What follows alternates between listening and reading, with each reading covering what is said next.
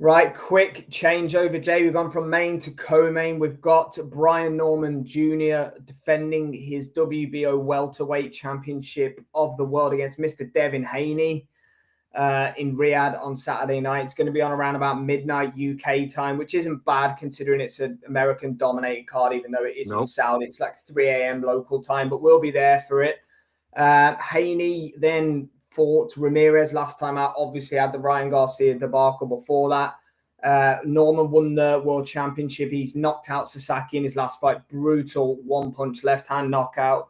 From what I'm seeing, it seems to be Norman knockout or Haney points. Haney will go in as a favorite. He's got his O back. It's overturned to a no contest, the Ryan Garcia fight. Him and Bill are quite tactical with their picking of opponents and matchmaking and all this, that, and the other. So curious to which side of the fence you sit on for this welterweight world championship clash.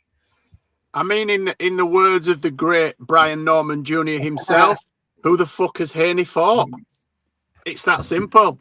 They're his words, not mine. Look, I've flipped and flopped, right? I like Brian Norman. He's good value. I rate Brian Norman. I wish he'd keep his gob shut sometime. I wish he'd keep his mouth shut. He chats too much bubbles.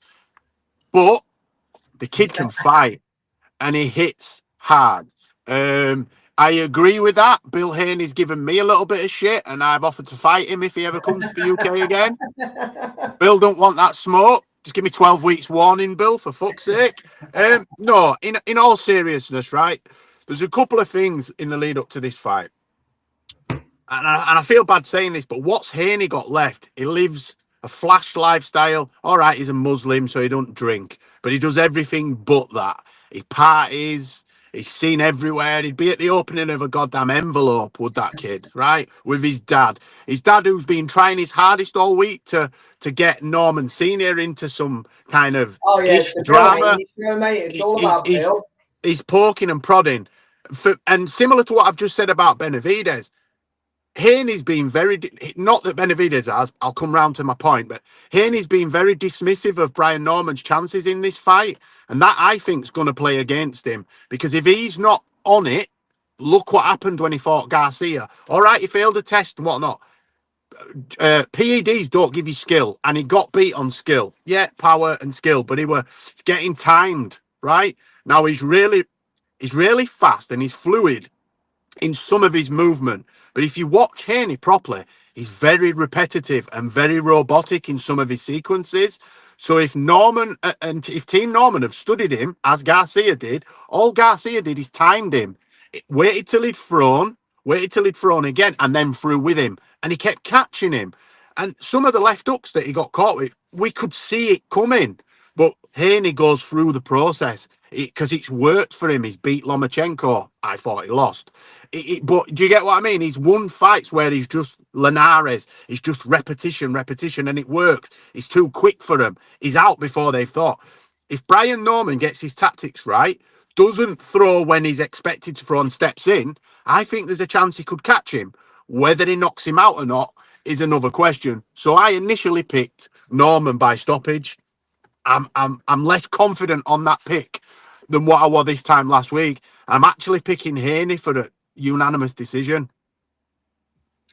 Haney for UD is begrudgingly, because I thought Norman would knock him out, but there's just something that's telling me that Haney's just going to have enough about him to stay away for 12 rounds. I thought you were going to pick Norman, to be fair. I know Luca, me and Luca have been chatting about it. I think Luca's picking Brian Norman, and we are both the same, Jay. I thought when the fight was announced that Brian Norman Jr. was going to win, and the pendulum for me has swung back to Haney as well. They're really methodical in who they pick and who they want to fight. Yes, Tony, thanks for joining us. Why do you think he's damaged goods? Devin's beaten some really good guys. He has. Yeah, I do agree, but there's no doubt about it that the confidence looks shot to pieces. I don't think I wouldn't necessarily I wouldn't necessarily say I think he's damaged goods.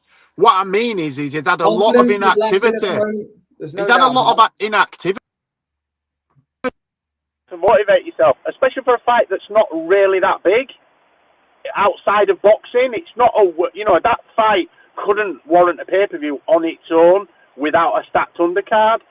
So it's more for what motivation has he got left rather than what has he physically got left. That's what That's what I meant by that, sorry. Yeah, and there's been a lot of speculation about Haney being a weight bully as well. Look, he was undisputed at 135. He moved up, beat Prograis for the 140. Now he's at 147, and as Humble says, he does look lean. So he's filling into the weight well. His chin might be better. He might have more confidence.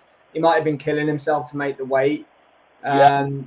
So yeah, look, I'm with you. I'm very interested in the fight.